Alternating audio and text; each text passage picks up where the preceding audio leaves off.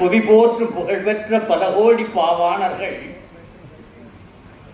பதம் பற்றி அவர் நாவில் நிதவாழும் தமிழன்னை இருதாளில் முதல் கூட்டினேன்.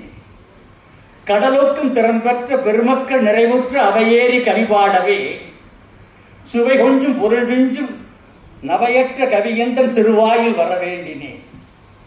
அவை நடத்தும் அறிஞர் அப்துல் காதர் தலைவர் கவியருவி தேன்மழையை பெய்து வரும் பெருமகற்கும் அமுதமழை பொழிவதற்காய் அடுத்து வரும் பாவலர்க்கும் அவை நடக்கும் பேரறிஞர் அனைவருக்கும் நல்வணக்கம். காலம் என்னும் ஆழியையும் காற்று வாழை ஊழியையும் வென்று நிற்கும் காப்பியம் போன்ற அளித்தான் கம்பன் என்றும் வாழும் இலக்கியம் படைத்தான். தேர் சொட்டும் கவி படைத்து வான்முட்டும் போர்வை கொண்ட கம்பன் புகழ் எட்டு திக்கும் விளங்கும் வண்ணம் மன்றம் ஒன்று தில்லியில் நின்று இலங்கும்.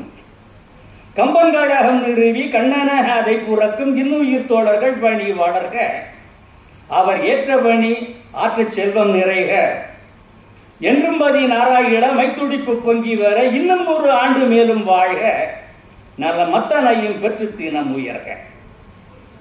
எழுதாத கடிதத்தை எடுத்துரைக்க அழைத்தார். என்றாலும் பணியேற்றேன், இயம்புவதற்கு அவை பூந்தேன். எழுதாத கடிதத்தை எங்கிருந்து நீ படித்தாய், என்ன கதைக்கின்றாய், என்னென்னை கேளாதீர். இத்தகையோர் பணியிட்டால் இயலாது எனல் இயலாது. எனவேதான் கம்பன் கழகத்தார் அழைக்கின்றார் என சொல்லி கைகேயி தன்னை கையோடு கொண்டு வந்தேன். வெள்ளம் போல் அவை கேட்க விண்டுரைப்பார் கைகேயி. விண்டுரைக்கு முனைப்புடனே இதோ உம்முன் கைகே வருகின்றார் கைகேயி என உரைத்து விடை எடுத்தேன். இதோ உம்முன் கைகேயி.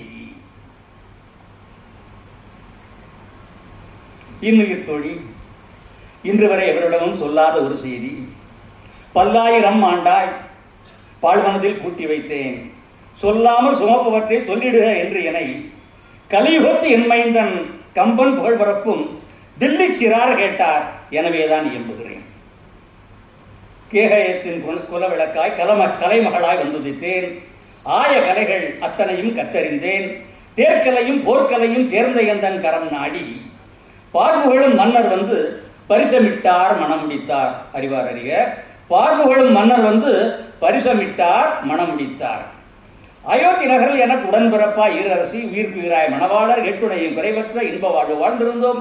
அந்த புறத்து அரணங்காய் மட்டுமல்ல அரசருக்கு தோழியாய் நல்லமைச்சாய் செருக்களத்தில் நற்றுணையாய் செவிலியாய் சேவகியாய் தோளோடு தோல் நின்றேன். துவளா துணையாய் நின்றேன்.